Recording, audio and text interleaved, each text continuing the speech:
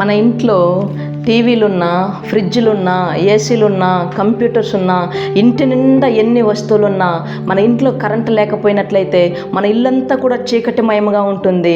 మరి నిజమైన సంతోషాన్ని మనం అనుభవించలేము, నిజమైన ఆనందాన్ని మనము అనుభవించలేము. మరి అదేవిధంగా మన జీవితాలలో కూడా ఎంత సిరి సంపదలు కలిగి ఉన్నా, ఎంత ఆస్తి అంతస్తులు కలిగి ఉన్నా, ఎంత పేరు ప్రఖ్యాతులు కలిగి ఉన్నా, మరి క్రీస్తు నిజమైన క్రీస్తు మన జీవితాలలో లేనట్లయితే మన జీవితం అంతా కూడా మరి సున్నే.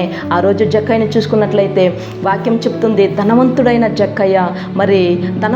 జక్కయ్య ఎంత సిరి సంపదలు కలిగి ఉంటాడు, ఎంత ఆస్తి అంతస్తులు కలిగి ఉంటాడు. మరి మనుషులందరూ జక్కయ్యని మరి పాపిగా చూశారు.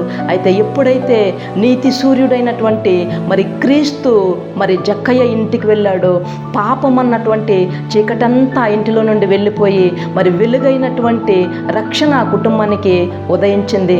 మరి ఈరోజు అందుకే దేవుని యొక్క వాక్యం చెప్తుంది, కీర్తన గ్రంథము 18వ అధ్యాయము 28వ వాక్యంలో చూసుకున్నట్లయితే, నా దేవుడైన యెహోవా చీకటిని నాకు వెలుగుగా చేయును.